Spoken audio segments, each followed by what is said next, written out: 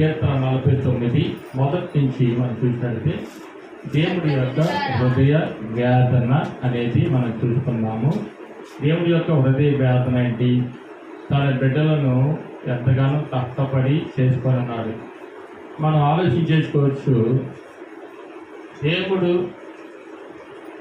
ఎవరు చేసిందని ఎవరు కూడా అర్థం కావట్లేదు. దేవుడు చేసిన మేలును జ్ఞాపకం చేసుకోవట్లేదు. కన్ఫ్యూజ్ పడుతున్నాం చాలామంది. ఈ సృష్టి ఎవరు చేశారు, మానవ జాతిని ఎవరు చేశారు, ఈ మనుషుల్ని ఎవరు చేశారు అనేది ఎవరికి అర్థం కావట్లేదు. ఎవరికి అర్థం కావట్లేదు. నేను చెప్తాను, బైబిల్ దేవుడే రాయించాడు అని బైబిల్ లేఖనాలు చెప్తున్నాయి, ప్రవక్తలు చెప్తున్నారు అని చెప్తున్నారు. సరే, రాయించాడు అనడానికి ఇది మనుషులు కల్పించిన పద్ధతులు అనుకోవటానికి అవకాశం కూడా ఉండదు. చదివితే అర్థమవుతూ ఉంటుంది. ఎందుకు అవకాశం ఉండదు అంటే మనుషులు కల్పించిన పద్ధతులు ఈ మనుషులు కల్పించినవి అనడానికి లేదు. ఇది దేవుడే తన ఆత్మ మనుషులపై ఉంచి రాయించినట్లుగా మనకి చాలా వివరాలు ఉన్నాయి. సరే, మనిషి రాశాడు. ఒక చిన్న ఉదాహరణ చెప్తాను మీకు. ఆది కాలంలో 3వ అధ్యాయంలో ఒక స్త్రీ గురించి వివరంగా రాస్తారు. ఒక స్త్రీ గురించి మనిషి రాస్తే ఇది ఎట్లా సాధ్యమైంది, ఇది ఎప్పుడు జరిగింది? ఆది కాలంలో దాదాపు 4000 సంవత్సరాల క్రితము, ఇది 6000 సంవత్సరాల క్రితము జరిగిన చరిత్ర. ఇది బైబిల్ 6000 సంవత్సరాల నాటిది. కానీ రాయించింది ఎవరి చేత రాయించారంటే మోషే అని ఒక ప్రవక్తని కొండపైకి తీసుకెళ్ళి దేవాది దేవుడు అతన్ని పిలిచి కొండ మీద కూర్చోబెట్టి చరిత్ర అంతా ఆది కాలం నుంచి చెప్తూ వచ్చాడు. ఇది 2000 సంవత్సరాల చరిత్ర ఆ మోషేకి చెప్తూ వచ్చాడు. ఈ మోషేకి ఏమని చెప్తూ వచ్చాడు అంటే, అయ్యా, ఆది యందు నేను భూమిని ఆకాశం సృజించాను. భూమి నిరాకారం ఉండటం నాకు ఇష్టం లేక అది నివాస స్థలంగా నేను మార్చాను. నా ఊపిరి కలిగి ఆ స్వరూపంలో నా పోలికలో ప్రజల్ని చేయాలి. వారి ద్వారా నేను దేవుడి యొక్క మహిమ అంటే నేను మహిమపరచుకోవాలి ప్రజల ద్వారా అనుకున్నాను అని మోషేకి ఒక్కోటి వివరంగా చెప్తూ ఉన్నాడు. 1వ అధ్యాయం ఆది కాలంలో ఇప్పుడు చెప్పిన మాట 28వ వచనంలో ఉంటుంది. 26 కానించి మనం 27 కానించి చూస్తే దేవుడు ఎవరి స్వరూపమునందు మన స్వరూపమునందు మన పోలిక చొప్పున నరులను చేయదము. వారు సముద్రపు చేపలను, ఆకాశ పక్షులను, పశువులను, సమస్త భూమి మీద ప్రాకు ప్రతి జంతువును ఏలుదురు కాక అని పలికెను. దేవుడి స్తోత్రం చేద్దాం.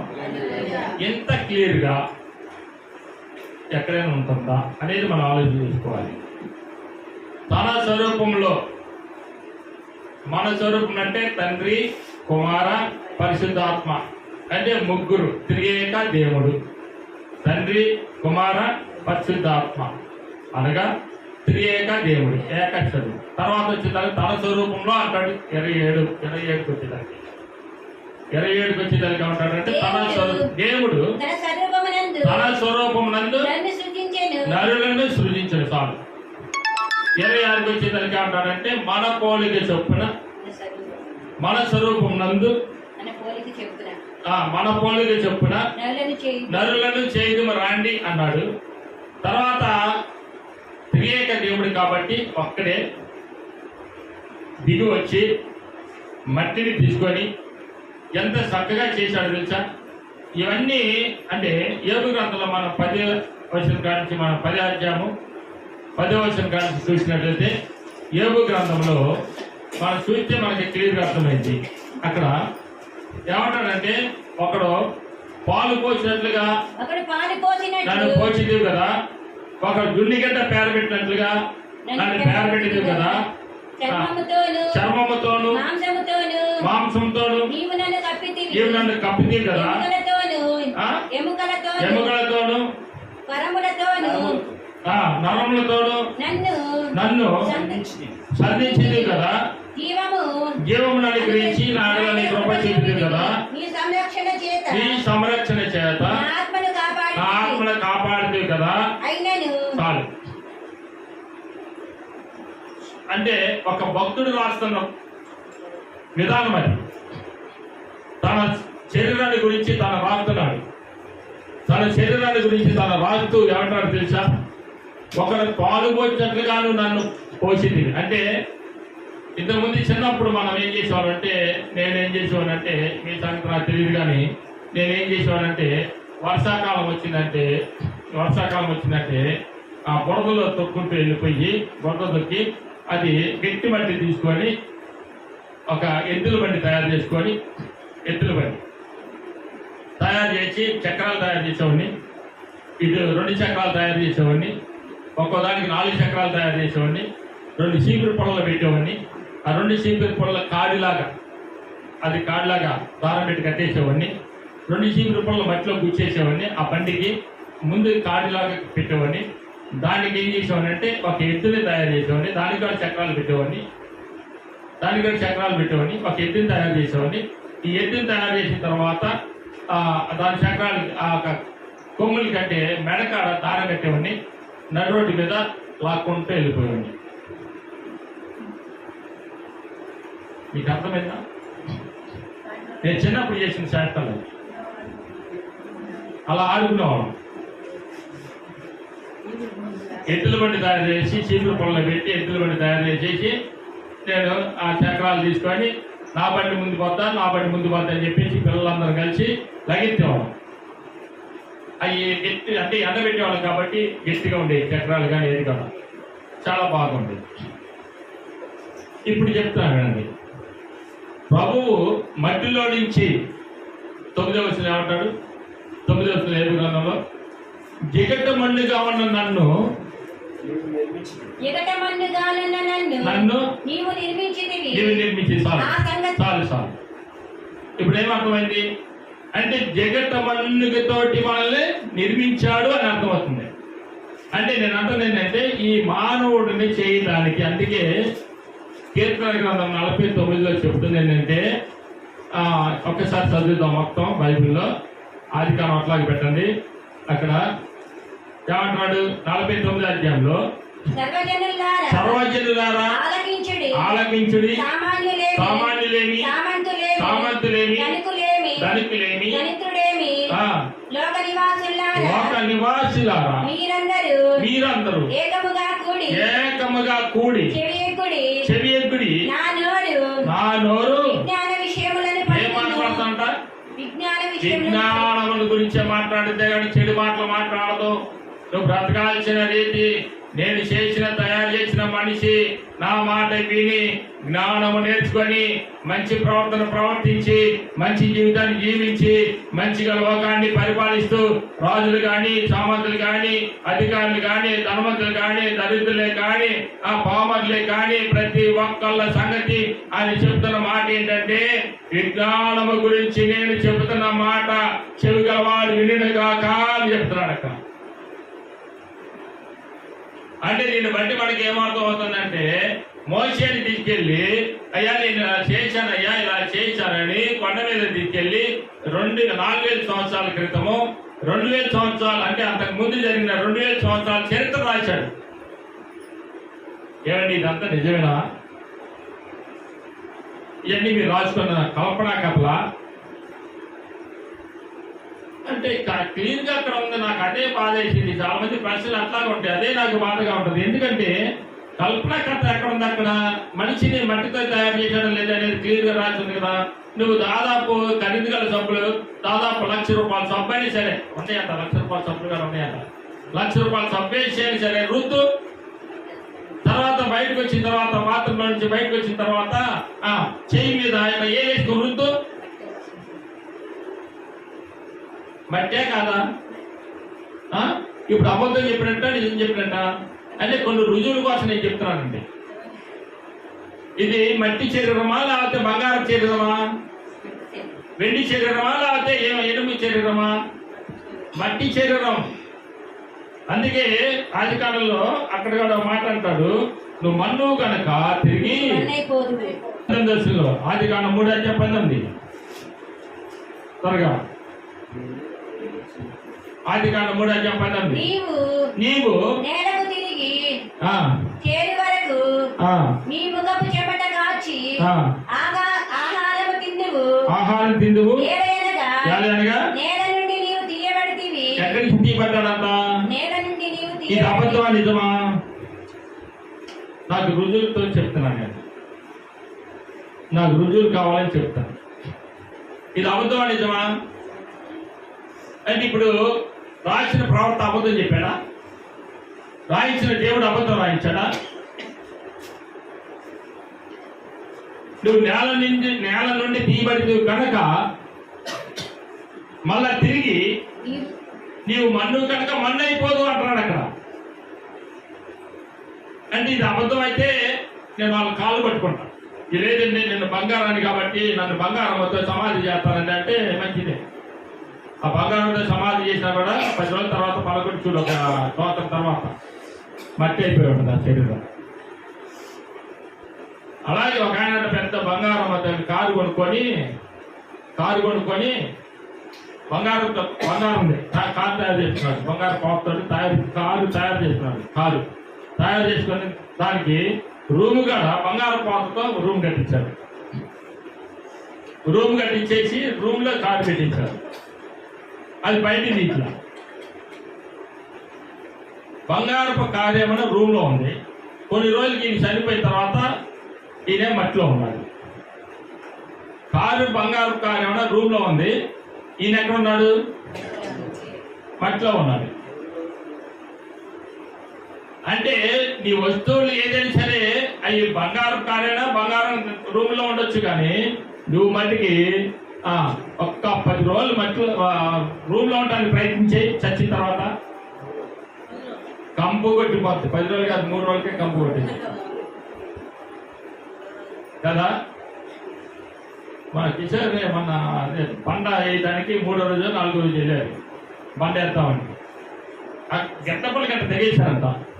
తెగితే సప్పు లాంటి మట్టి, అంటే మట్టి లూజు మట్టి కదా, లోనికి వెళ్ళిపోయింది. లోనికి వెళ్ళిపోతే ఆ రంధ్రంలో నుంచి కంపు కొట్టిందంట. తట్టుకోలేక సైడ్కి పరిగెత్తారంట, ఆ వాసన తట్టుకోలేక. అంటే ఇప్పుడు మట్టి శరీరం ఏమవుతుంది? పురుగు పెట్టి పోద్ది, మట్టి అయిపోద్ది, దుమ్ము అయిపోద్ది, ధూళి అయిపోద్ది. ఇది రాసిన అబద్ధం అంటే చెప్పండి. నేను రుజువులు చెప్తున్నా. సరే ఇంకో రుజువుగా చూపిస్తాం. ఇక్కడ ఇంకో మాట కాదు రాయించాడు దేవుడు. ఇది మోసే ప్రవర్త చేత రాయించినవి చెప్తారండి. ఇక్కడ 16వ వచనంలో 3 పదాలు.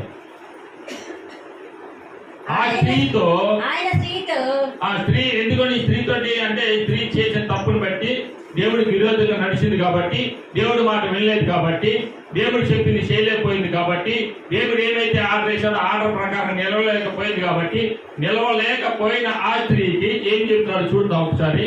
ఆ స్త్రీతో ఆయన స్త్రీతో నీ ప్రయాసమును నీ గర్భ వేదనను నేను మిక్కిలి హెచ్చింపు చేసిన ఆ వేదనతో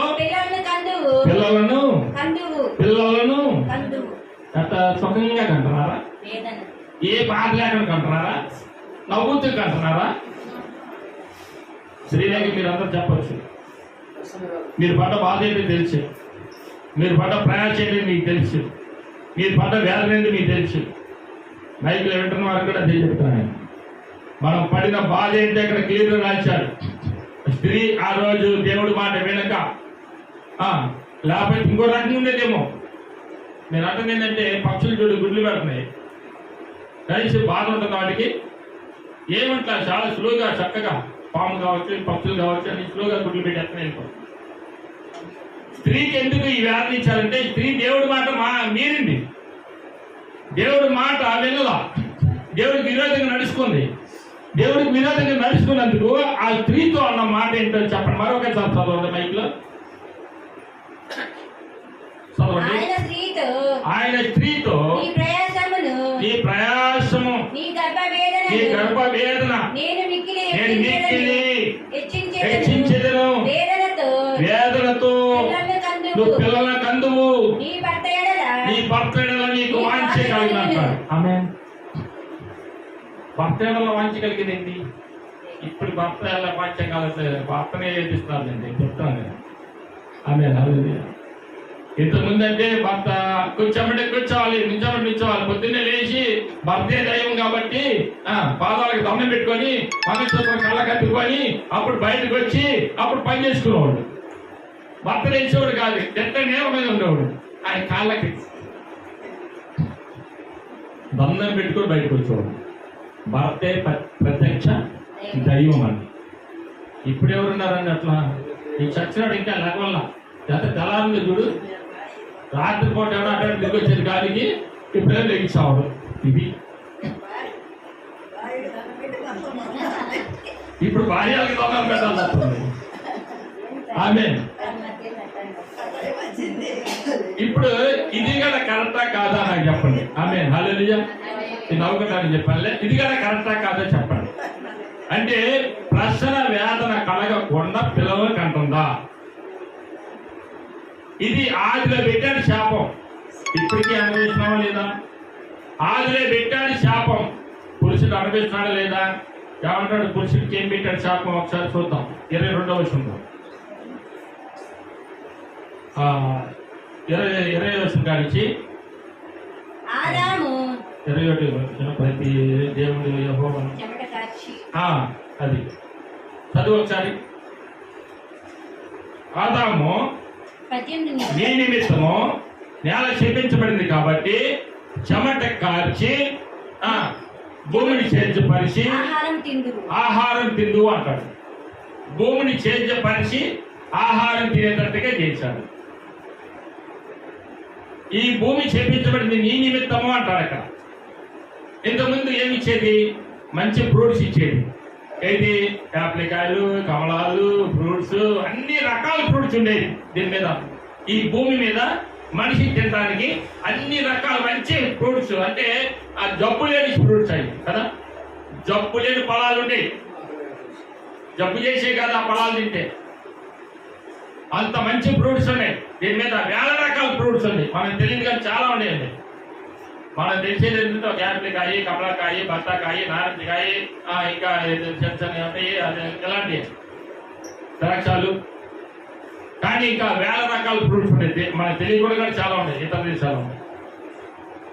అలాంటి ఫ్రూట్స్ ఇచ్చిన ఈ నేలని ఏం చెప్పాడు అక్కడ? ఏమంటాడు? నీ నిమిత్తము నేల చేపించబడి ఉన్నది, ముళ్ళ పొదలను, గచ్చ పొదలను మొలిపించును, దాన్ని చేర్చపరుచుకొని చెమటోడ్చి నీవు దాన్ని చేర్చపరుచుకొని దాని పంట తిందువు అన్నాడు. ఇది అబద్ధమా? నేను రుజువు చెప్తున్నాను. దేవుని యొక్క హృదయ వేదన గురించి చెప్తున్నాను. ఏమంటాడు? సర్వజిల్లారా, సామాన్యులేమి, సామంతులేమి, ధనికులేమి, దరిద్రులేమి, రాజులారా, అధికారులారా, ప్రతి ఒక్కళ్ళు నాకు జ్ఞానం కలిగిన మాట వినరా?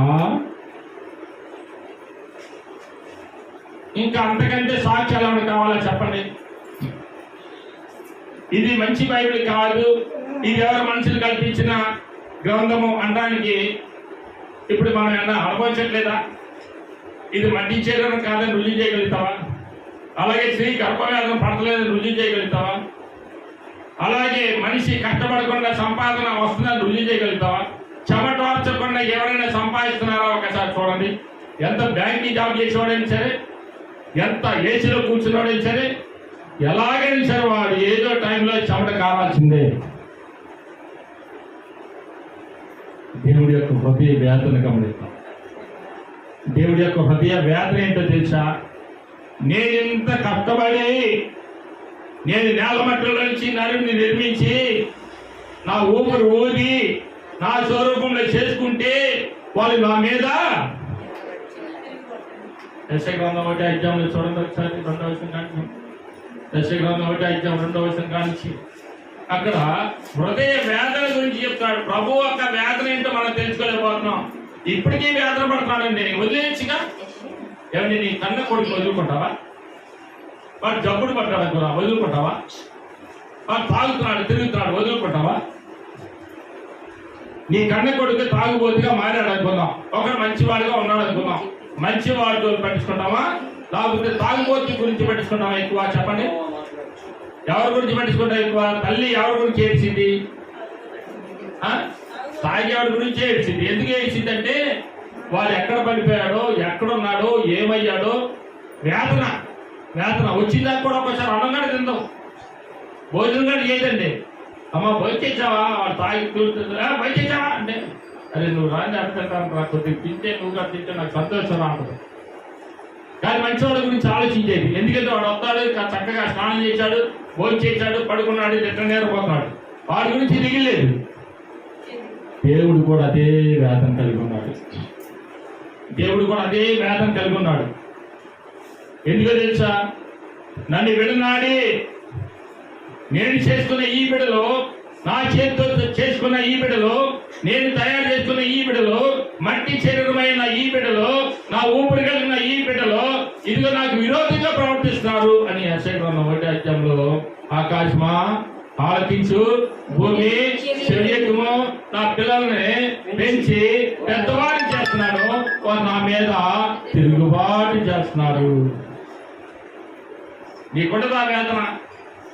మనకుండదా ఆ బాధ?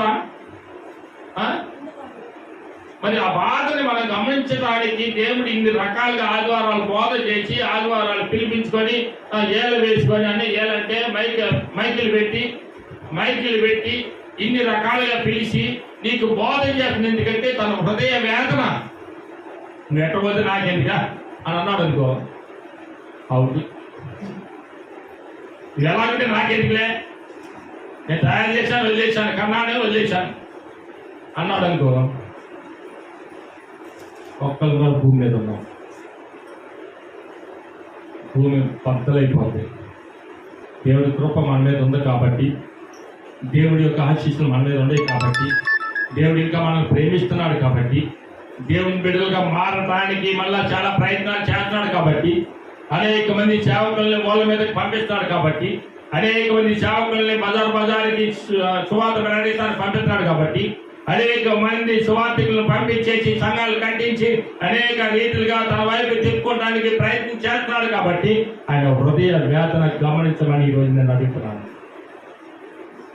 తన హృదయ వేదన ఏంటో తెలుసుకోమని అడుగుతున్నాను. తన హృదయ వేదన ఏంటి అర్థం అవ్వట్లేదు నాకు.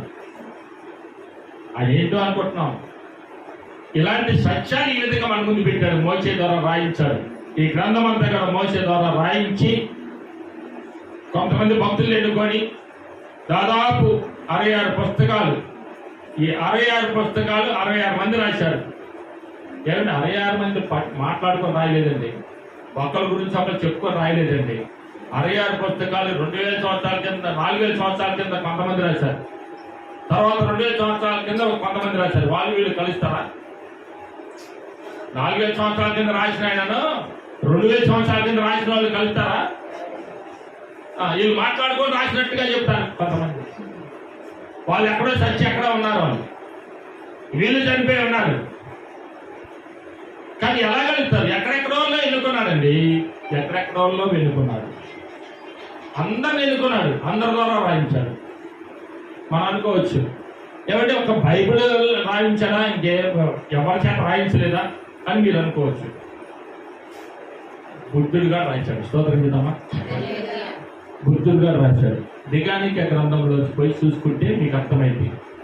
దిగానిక గ్రంథంలో ఏమి రాశాడంటే, బుద్ధుడు నా తర్వాత 500 సంవత్సరాలకి ఒక దివ్య పురుషుడు అవతరిస్తాడు, అతనికి మెస్సయ్య లేక మెత్తయ్య అని పేరు పెట్టబడను, అతను లోకానికి వెలుగై ఉన్నాడు, నేను ఆ వెలుగును అనుసరిస్తున్నాను, నా తర్వాత వచ్చే ఆ యేసుక్రీస్తు నేను అనుసరిస్తున్నానని దిగానిక గ్రంథంలో రాయించాడు. ఎవరు రాయించారు ఇది? ఆయనకి ఎలా తెలిసింది? ఈ రుజువులు ఉన్నాయండి. మరి ఎందుకన్నాము? ఏమంటే నీకు తెలియదేమో కానీ ఇతను నన్ను అబద్ధాలు ఆడకూడదటగా బూతులు ఆడకూడదు అంతగా, చెడు పనులు చేయకూడదు అంతగా, ఇవన్నీ కూడా నాకు కుదరలేదు. అందుకనే మాకు వద్దులేండి, దేవుడు పడదు మాకు. ఇది బాధ. అన్ని అలవాట్లు ఉండొచ్చు, పర్లేదు, దేవుడు నమ్ముకుంటే అబ్బా ఎంత సంతోషం. ఆమె చాలా కష్టం ఇది. దీంట్లో రావడానికి ఏంటంటే కష్టం, వాళ్ళు అన్ని పాటించాలంటే కష్టం. పాటిస్తున్నారంటే పాటిస్తారు, తప్పదు. కొంతకాలానికి పాటించాలి, తప్పదు. ముందు పాటించకపోయినా వినంగా వినంగా వినంగా వినంగా వినంగా పాటించక తప్పదు. లేకపోతే కొడతా అంటే పాటించక తప్పదు. ఎప్పుడు చెప్పండి, ఈ రుజువు కలిగిన గ్రంథాలు, ఇన్ని రకాలుగా రాయించిన గ్రంథం, దేవుడి యొక్క హృదయ వేదన, కొన్ని సత్యాలు మన ముందు పెట్టాడు. ఒకటి, భూమి తన గచ్చ మొక్కలను ముళ్ళ పొదలను మలిపిస్తుందా, లేకపోతే మంచి పంటలు ఇస్తుందా? ఏమంటే ఒక 2 సంవత్సరాలు పొలంలో నువ్వు పత్తి విత్తనాలు కానీ ఏ విత్తనాలు ఏ కూడా బీడు పెట్టి చూద్దాం, దొన్నకొండ నుండి చూద్దాం, ఎక్కడి నుంచి వస్తాయి అయ్యి? ముళ్ళ చెట్లు వస్తాయి, కొమ్మ చెట్లు మళ్ళీ ఎక్కడి నుంచి మళ్ళీ అయ్యి? నువ్వు వేసావా? ఎప్పటికప్పుడు సాగుబడి చేసావుగా, ఒక 10 సంవత్సరాల దానికి సాగుబడి చేసావుగా, అక్కడ ఏం ఉండవుగా, ముళ్ళ చెట్లు ఉండవుగా, ముళ్ళ విత్తనాలు ఏమి ఉండవుగా, ముళ్ళ సంబంధించిన ఏమి ఉండవు కదా, ఏర్లే ఉండవు కదా, మరి ఎక్కడి నుంచి వచ్చినాయి? దేవుడు శపించాడు అంతే. ఇదిగో నీ నిమిత్తం నేల శపించబడి ఉన్నది, అందుకని ముళ్ళ పొదలను గచ్చ మొక్కలను పనికిరాని పిచ్చి చెట్లను అది మొలిపించును అన్నాడు. దాన్ని సాగుబడి చేసుకొని దాన్ని నీటిగా తయారు చేసుకొని దున్ని కష్టపడి చెమటోడ్చి విత్తనాలు నాటితేనే అది మలిసింది. లేకుంటే మలితే చెప్పండి మీ చేతులు ప్రకారం. దేవుని స్తోత్రం. అయ్యా నేను 10 సంవత్సరాల బట్టి ఏమీ లేదయ్యా, నేను 10 సంవత్సరాల కింద పంట వేసాను అదే మలుగుతున్నాయా అని చెప్పిన వాళ్ళు ఎవరు అన్నారా? అయ్యా నేను అంతకుముందు సంవత్సరంలో నేను పంట వేసానయ్యా అదే పంట 2 సంవత్సరాలు మలుగుతున్నాయా అన్నాళ్ళు ఉన్నారా? చెప్తే వాళ్ళకి అన్నం పెడతా. దేవుని స్తోత్రం. దేవుడి మాట నిరార్థకము కాదు. ఈ రుజువులు తెలుసుకోమని చెప్తున్నాను, ఈ సత్యాన్ని తెలుసుకోమని చెప్తున్నాను. దేవుడి మాట ఏది కూడా నిరార్థకం కాదు. అప్పుడు పెట్టిన శాపం భూమి అనుభవిస్తుంది, అప్పుడు పెట్టిన శాపము పురుషుడు అనుభవిస్తున్నాడు, అప్పుడు పెట్టిన శాపము స్త్రీ అనుభవిస్తుంది, అప్పుడు పెట్టిన శాపము పాము అనుభవిస్తుంది. పాము అనుభవిస్తుందా లేదా? చూడండి సార్, పాము అనుభవిస్తుందా లేదా? 14 వర్షాలు చూడండి, 14 వర్షం 3:14 ఇప్పటికీ ఆ పాము అనుభవిస్తుందా లేదు చూడండి ఒకసారి.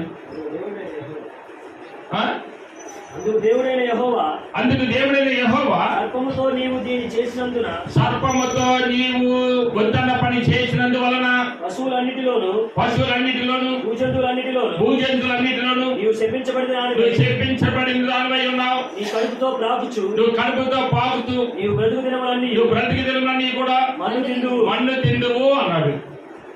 ఆమె ఏం చేద్దామా? దానికి ఏ ఆహారం దొరకకపోతే మన్ను తినని బతికింది.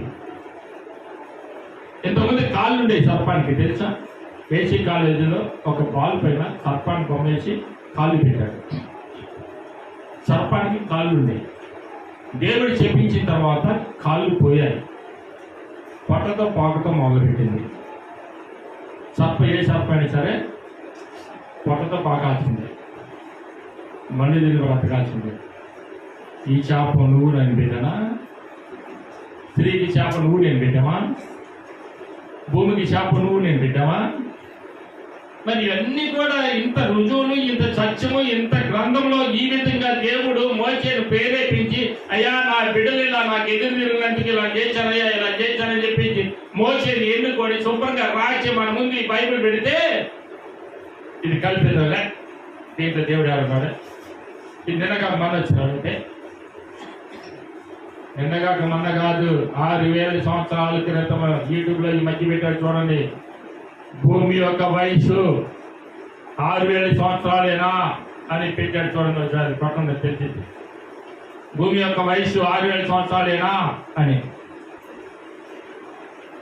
6000 సంవత్సరాలు దాటిందంటే రేపు పొద్దున ఈ భూమి మీకటమైపోయి త్రివేంద్రములతో కాలిపోబోతుంది. ఇది మళ్ళా కొత్త భూమి కొత్త ఆకాశం రాబోతుంది. మళ్ళా దేవుడు దీన్ని తీసేయబోతున్నాడు, ఆకాశాన్ని తీసేయబోతున్నాడు, భూమిని తీసేయబోతున్నాడు. మళ్ళా రాయించాడు తన భక్తుల చేత. అప్పుడు రాయించిన దేవుడు చేయించాడు, ఇప్పుడు మళ్ళా రాయించిన దేవుడు చేయబోతున్నాడు. ఎంతకంటే రుజువులు అంటే చెప్పండి మరి. అప్పుడు రుజువులతో సైతం చేయించాడు. ఇది పరిస్థితి. అలాగే జలప్రలయం వచ్చింది, అది కూడా చెప్పాడు. భూమి మొత్తం ఒకసారి తుడిచిపెట్టానని అన్ని గ్రంథాలు రాయించాడు. అది కూడా దేవుడు ఇప్పటికీ బ్రతిమలాడుకుంటున్నాడు. ఏమంటాడు తెలుసా? చొరవ చెందారా, నా వైపు చూసి రక్షణ పొందండి, నా వైపు చూడండి. ఇరవై గ్రంథంలో 6:16 అంటున్నాడు కదా, ఇప్పటికైనా ఆ హృదయ వేదన ఏంటో తెలుసుకోండి అని చెప్తున్నాడు. ఇర్మియా గ్రంథంలో 6:16 యెహోవా ఇలాగ సెలవిచ్చుచున్నాడు, మార్గంలో నిలిచి చూడండి అయ్యా, పురాత మార్గముల గురించి విచారించండి అయ్యా, మేలు కలుగు మార్గం ఏదో అదేంటో అడిగి దాంట్లో నడుచుకోనండి. అప్పుడు ఏం చెప్తాంట? ఏం లేక హృదయ వేదన గురించి ఎందుకు వేయాలి? నాకు దేవుడు పొద్దురించి ప్రేరేపిస్తాను,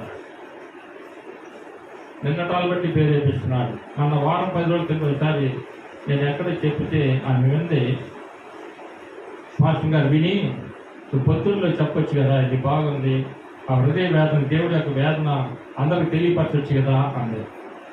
దేవుడు ఎందుకు నాకు ప్రేరేపించట్లేదా? నిన్నటాలు బట్టి నాకు ప్రేరేపించాడు. మైకేల్ బృందాల గారు వింటున్నారు కాబట్టి దేవుడు హృదయ వేదన ఏంటి, దేవుడి సృష్టి ఏంటి, దేవుడు ఎందుకు బాధపడుతున్నాడు, దేవుడు ఎందుకు ప్రయాసపడుతున్నాడు ఏంటి. కొంతమంది సేవకులను చంపుతున్నా కూడా వాళ్ళు ఎందుకు మళ్ళా వెనకాడకుండా ప్రకటిస్తున్నారు. అంత భారం ఎందుకు కలిగి ఉన్నారు. ఎంతోమంది తిరుగుతున్నా, కొడుతున్నా, దూషిస్తున్నా, నిందిస్తున్నా, మాట్లాడకుండా ఎందుకొని వాళ్ళు సువార్త ప్రకటిస్తానికే పుట్టారు, సువార్త ప్రకటిస్తానికే పరిగెత్తుతున్నారు. ఎందుకోని అనేది నాకు ఈ హృదయ వేదన గురించి నింటాలు బట్టి నాకు ప్రేరేపించబడి చెప్పాలని దేవుడు ఒత్తిడి చేశాడు. స్తోత్రం చేత హల్లెలూయా. మన గ్రామానికి అవసరం, మన ప్రజలకు అవసరం, మన బిడ్డలకు అవసరం, మన బంధువులకు అవసరం, మనకు అవసరం. దేవుడి యొక్క హృదయ వేదన ఏంటో తెలుసుకోవడం మనకి అవసరమా కాదా? అవసరమండి ఇది. ఎందుకంటే రేపు ఇక్కడ ఉన్నాం, మనం వెళ్ళిపోతాం. మన తర్వాత వాళ్ళ పరిస్థితి ఏంటి, తర్వాత వాళ్ళ పరిస్థితి ఏంటి? దేవుడికి కలిగిన ఈ హృదయ వేదన అందరం కలిగి ఉండాలి. దేవుడి బిడ్డగా నిర్మించబడిన ప్రతి ఒక్కరు, ఏర్పాటుపడిన ప్రతి ఒక్కరము కూడా దేవుడి యొక్క హృదయ వేదన తెలుసుకోవడానికి అందరూ ప్రయత్నించాలి. అంటున్నాడు కదా, మీరు భూమికి అంతలోకి వెళ్ళి నా సువార్త ప్రకటించి, మార్పు సువార్త 16 ఏమంటాడంటే, మీరు భూమికి అంతలోకి వెళ్ళి 16:17 అంటారు. నా సువార్త ప్రకటించి తండ్రి యొక్క కుమారుని యొక్క పరిశుద్ధాత్మలో బాప్తిస్మం ఇస్తూ అందరూ నా శిష్యులుగా చేయమంటాడు. భూమి గంటంలోకి వెళ్ళి తన హృదయ వేదన ఏంటో తెలియపరచమంటున్నాడు. అందుకని ఇక్కడ ఇర్మియాలో అది అంటాడు. ఏమంటాడు తెలుసా?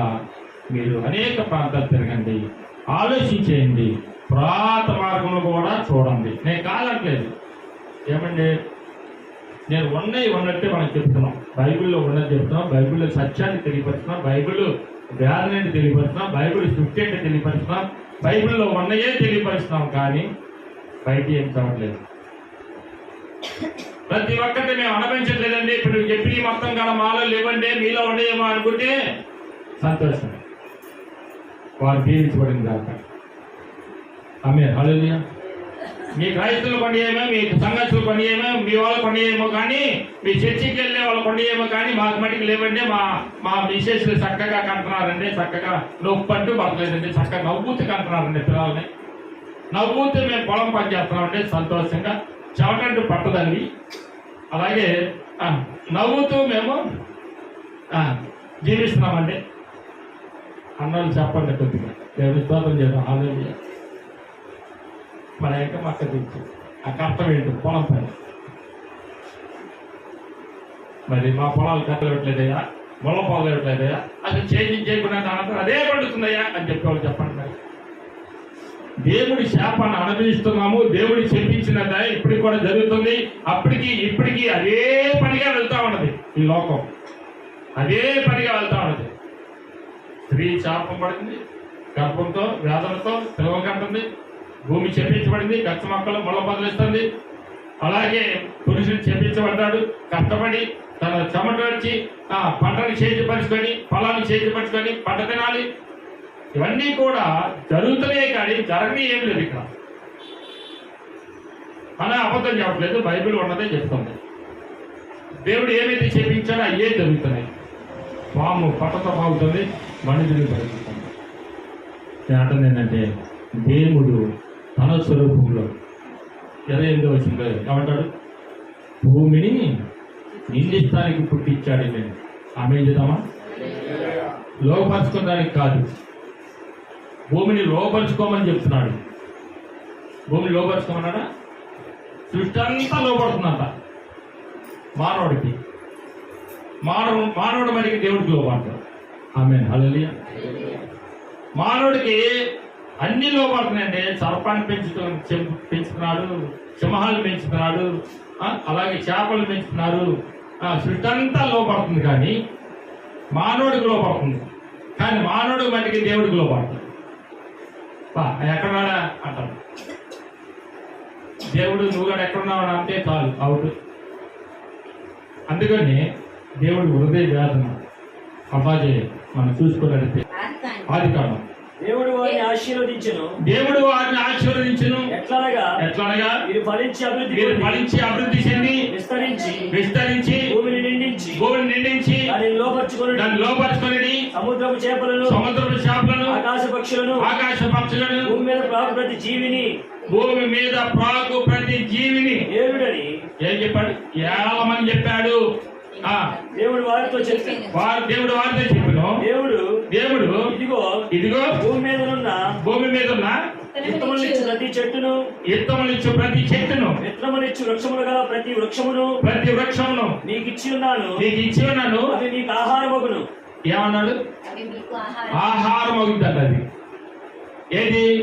ప్రతి చెట్టు నుంచి వచ్చే ఫలాలు మనకు ఆహారం అవుతాయి అంట. మరి చేతికి ఎందుకు మారి, కొన్ని తినకుండా ఎందుకు మారిపోయి, కొన్ని విష పదార్థాలకు ఎందుకు మారినాయి? ప్రతి చెట్టు వృక్ష ఫలం నువ్వు తిందు అన్నాడు.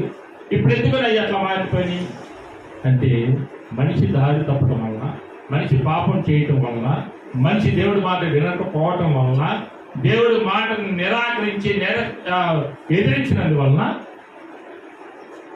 లాస్ట్కి వచ్చేసరికి ఈ శాపాలు మొత్తం మనకి చుట్టుకొని ఉన్నాయి. ఆమేన్. హల్లెలూయా. అందుకని దేవుడు అయ్యో నా బిడ్డలకి ఇలాంటి శాపాలు పెట్టాను, చాలా కష్టపడుతున్నాడు, చాలా వేదన చెందుతున్నారు, మళ్ళా తిరిగి నేనే వారిని రక్షణలోకి నడిపించాలని ఆయనే ఎపిల్ రాసిన పత్రిక 2వ అధ్యాయంలో 14వ వచనంలో నా పిల్లలు రక్త మాంసము ధరించిన వారే ఉన్నారు కనుక వారి మధ్యలోకి వారు ఏం చేస్తున్నారు తెలుసా? ప్రాణ భయముతోటి, సైతాన్ని పెట్టిన ఒక మరణ భయముతోటి కొట్టుమిట్లాడుతున్నారు. కాబట్టి నేను కూడా రక్త మాంసం ధరించుకోవాలి అని మళ్ళా తిరిగి యేసు ప్రభు రూపంలోకి వచ్చారండి. ఆ దేవుడైన యెహోవా మహాకాశం సృజించిన ఆయన, ఆకాశం ఆయన సింహాసనం, భూమి ఆయన పాదపీఠంగా చేసుకున్న ఆయన తిరిగి మళ్ళా ఈ మానవ జాతిని మనుషులని చూసి ఆకాశం నుంచి చూసినప్పుడు వారు తగ్గింపు లేక వారి ఇష్టానుసారం జీవిస్తూ పాపంలో పడిపోతూ నరకానికి వెళ్తున్నారని ఈ నరకం నుంచి తప్పించడానికి ప్రభువే ఏం చేశాడంటే ఇది రక్త మాంసాలు ధరించిన ఈ మనుషుల మధ్యలోకి ఆయన కూడా రక్త మాంసాలు ధరించుకొని మన మధ్యలోకి వచ్చారంట. స్తోత్రం చేద్దామా? ఎందుకంటే ఏమన్నా ఆయన ఎందుకు వచ్చాడు అంటే ఆయన సుఖభోగాలు అనుభవించడానికి రాలేదు. ఆయన పెళ్లి బిడ్డలు చేసుకోవడానికి రాలేదు, ఆయన లోకానుసారం జీవించడానికి రాలేదు, సుఖభోగాలు అనుభవించి భూలోకాన్ని సంపాదించుకోవడానికి రాలేదు, భూమి మీద ఏదో ఉద్ధరితాడు రాలేదు, భూమిని ఏదో సంపాదించుకొని భూమిని సొంతం చేసుకోవడానికి రాలేదు. ఆయన ఎందుకు వచ్చాడయ్యా అంటే చూడండి ఒకసారి ఏప్రిల్ రాసిన పత్రిక 2వ అధ్యాయము 14వ వచనంలో చూద్దాం ఒకసారి. కాబట్టి ఆ పిల్లల రక్త మాంసములు గలవారైనందున ఆ ప్రకారమే మరణము యొక్క మరణము గలవారిని అనగా అపవాదిని మరణము ద్వారా నశింపజేయుటకును జీవితకాలమంతయు మరణ భయము చేత మరణము ద్వారా నశింప అవుతున్నారు కాబట్టి జీవితకాలం అంతా కూడా మరణ భయముతో చచ్చిపోతున్నారు కాబట్టి వారిని విడిపించుటకు ఆయన కూడా రక్త మాంసంలో ఎవరు? నిన్ను సృష్టించిన సృష్టికర్త, నిన్ను భూలోకములకు పంపించిన సృష్టికర్త, నిన్ను తల్లి గర్భంలోంచి భూలోకములకు పంపించిన సృష్టికర్త, నిన్ను ఒక పిండంగా ఉన్నప్పుడే చూసిన సృష్టికర్త, నువ్వు భూమి మీద పడకముందే నీ చరిత్ర అంతా ఎరిగిన సృష్టికర్త, నువ్వు మరణ భయముతో చాలా కొట్టుబిట్లాడుతున్నావు అని చెప్పేసి ఆయన బాధతో వేదనతో ఆయన కూడా సృష్టికర్త ఉండి కూడా ఆయన కూడా రక్త మాంసం ధరించుకొని భూలోకం వచ్చారు. ఆమె హల్లెలూయా. రక్త మాంసం ధరించుకొని ఆయన భూలోకానికి రావడానికి కారణం ఇది. నా పిల్లలు నేను తయారు చేసుకున్న వారు, నా ఊపిరి కలిగిన వారు, నా ఒక్క ఆత్మ కలిగిన వారు నశించిపోవటం దేవుడికి ఇష్టం లేక, ఆయన బిడ్డలు నశించిన దేవుడికి ఇష్టం లేక ఈ భూమి మీదకి రక్త మాంసం ధరించుకొని ఆయన కూడా ఒక మానవ జన్మ పెట్టాడండి. స్తోత్రాలు చేశారు. ఎందుకంటే వేదన ఏమన్నా హృదయ వేదన అర్థం చేసుకోక మా దేవుడి కాదని నెట్టి వేస్తున్నామే అని ఎంత దుఃఖపడుతున్నాడు తెలుసా. నేను చేసుకున్న ఈ ప్రజలు నన్ను ఎదురాడుతున్నారే, నా గుండెల మీద తంటున్నారే కదా. బిడ్డని ఎత్తుకొని ఆడించుకుంటా ఉంటే వాడు గుండెల మీద తంతు ఉంటే ఆ బాధకి తల్లి తల్లడిల్లు పోతా ఉంటుంది. కానీ గర్భంలో ఉన్నప్పుడు కదా ఎగిరెగిరి తంతా ఉంటే ఆ బాధకి తల్లడిల్లు పోతుంటుంది. కానీ ఆ బిడ్డని చూసి సంతోషిస్తూ ఉంటుంది, బాధ బరాయిస్తూ ఉంటుంది, వేదన బరాయిస్తూ ఉంటుంది, కష్టం బరాయిస్తూ ఉంటుంది. ఆ కడుపులో ఉన్నప్పుడు కాళ్ళతో తంతుంటే, ఎదురు కాళ్ళతో తంతుంటే అబ్బా తంతాడమ్మా తంతున్నాడండి, కడుపులో ఏదో బాధగా ఉంటుందండి అంటది. కానీ పిల్లడు బయటపడిన తర్వాత, పిల్లడు చూసుకున్న తర్వాత ఆ నొప్పులు మర్చిపోద్ది, ఆ బాధ మర్చిపోద్ది, ఆ కష్టం మర్చిపోద్ది, పిల్లడిని చూసుకొని సంతోషిస్తూ ఉంది. ఆ హృదయ వేదన అలాగే తన పట్ల ప్రయాస ఏమైంది, తన నొప్పులు ఏమైనాయి, తన గర్భశోకం ఏమైంది, మొత్తం ఇడుకుని పటాపంచలేకపోతాయి బిడ్డను చూడంగానే. అలాగే నిన్ను చూడంగానే నా దేవుడు అంటున్నాడు, నీవు బాగా ఉంది, బాగా జీవిస్తే నాకు హృదయ వేదన తగ్గించినట్టే, నా వేదన పోయినట్టే. నువ్వు బాగా ఉండి చాలు, నువ్వు మంచిగా జీవించి చాలు, తాగొద్దు, తిరగొద్దు, ఇష్టానుసారంగా బ్రతకొద్దు, లోకానుసారంగా జీవించొద్దు. నువ్వు ఈ లోక మనిషివి కాదు, రేపు ఇక్కడ ఇచ్చిపెట్టాలి, పరలోకం రావాలి. అదే నా హృదయ వేదన, అదే నా హృదయ వేదన అంటున్నాడు. అందుకే మరొకసారి చదువుకుందాం. నా పిల్లలను పెంచి పెద్దవారిని చేసి నా మీద వారు బాటి చేస్తున్నారు అని చెప్తున్నాడు. దర్శకులు 1వ వచనంలో ఆకాశం భూమి చెవియకుము, నా పిల్లలను పెంచి పెద్దవారిని చేస్తూ ఉంటే నా గుండెల మీద తంతున్నారు, నా హృదయం మీద తంతున్నారు, వారు నామే తిరుగుబాటు చేస్తున్నారు, నన్ను ఏడిపిస్తున్నారు. ఇంతకంటే గౌరవం ఏమిటండి, ఇంతకంటే వేదన ఏమిటండి, ఎంతకంటే బాధ ఏంటండి. ఆయన నాకెందుకు అని చెప్పేసి విడిచిపెట్టలేదండి, ఇప్పటికీ విడిచిపెట్టలా. ఈ మైకులో ఈ వేదన, ఈ మైకుల యంత్రం ద్వారా, మైక్ యంత్రం ద్వారా ఇలాంటి మాటలు తెలియపరిచి, ఆయన హృదయ వేదన ఏంటో తెలియపరిచి తన సేవకుల ద్వారా అనేక విషయాలు సత్యాలు బయట పెడుతున్నాడు. మారితే సంతోషం, దేవుడి దగ్గరికి వస్తే సంతోషం. నువ్వు రేపు యేసుక్రీస్తు వారు వచ్చినప్పుడు మధ్యాకాశంలోకి ఎత్తబడాలని దేవుడి కోరిక. ఆయన నమ్ముకున్న వారు మధ్యాకాశంలో ఉంటారు. భూమి అది పతనం అయిపోద్ది, కాలిపోద్ది, నికటంలోనే త్రివేంద్రంలోనే కాలిపోద్ది. రేపు పొద్దున కొత్త ఆకాశం, కొత్త భూమి తర్వాత వచ్చింది, దాంట్లో మనందరం ఉండబోతున్నాం. ఈ మాట దేవుడు దీవించింది కాక. ఆమె చిన్న ప్రార్థన. సర్వోన్నత సర్వ సృష్టికర్త సర్వాధికారి నీ వందనాలు తీసుకోవాలి. చాలా మాటలు మాకు తెలియపరిచావు. నీ హృదయ వేదన ఏంటో మాకు తెలియపరిచావు. హృదయ బాధ ఏంటో మాకు తెలియపరిచావు. ఎంతో గొప్ప దేవుడు ప్రభా. నైనా ఎవరన్నా బాధపడ్డారా, ఎవరన్నా వేదన పొందారా అయ్యా, మాకు అది తెస్తావా ఇది తెస్తావా, అది ఇస్తావా ఇది ఇస్తావా అనేవాళ్ళే. కానీ ప్రభా నువ్వు వస్తే చాలు, ఇవేం తేనవసరం లేదు, నువ్వు ఉంటే నాతో చాలు అనే ఒక మాట నీ నుంచి వస్తుంది ప్రభా. అయ్యా నా బిడ్డ ఎక్కడికి వెళ్తుందో, ఎక్కడ తిరుగుతుందో, ఎక్కడ పడిపోతుందో, ఎక్కడ ఏమవుతున్నాడో అని హృదయ వేదనతో నీ కేక వినపడుతూ నువ్వు పిలుస్తూ ఉన్నావు ప్రభా. అది మేము అర్థం చేసుకోలేక నీకు దూరస్తులుగాను ప్రభా, నేను నిరాకరించేవారు గాను, నేను నెట్టివేసేవారు గాను ఉన్నాం ప్రభా. క్షమించు క్షమించు క్షమించు. ఈ పాదాల దగ్గర మేము ఇంకా జాగ్రత్త పడ్డకు సహాయించమని, నీకే ఘనత మహిమ చేసుకోమని యేసుక్రీస్తు నామములో ప్రార్థించి వేడుకొనిచున్నాము తండ్రి. ఆమేన్ ఆమేన్ ఆమేన్.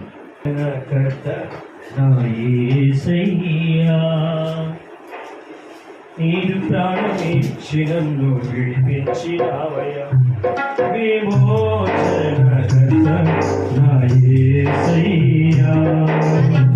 నీరు ప్రాణమిచ్చి నన్ను విడిపించినావయ్యా.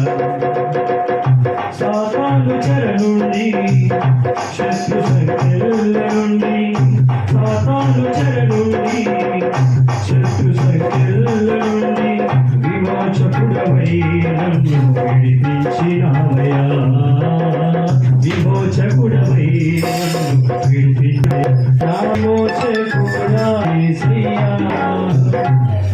నా రక్షకోడ, నాదు ఆశ్రయ దుర్గమం, నా విమోచకుడా యేసయ్యా.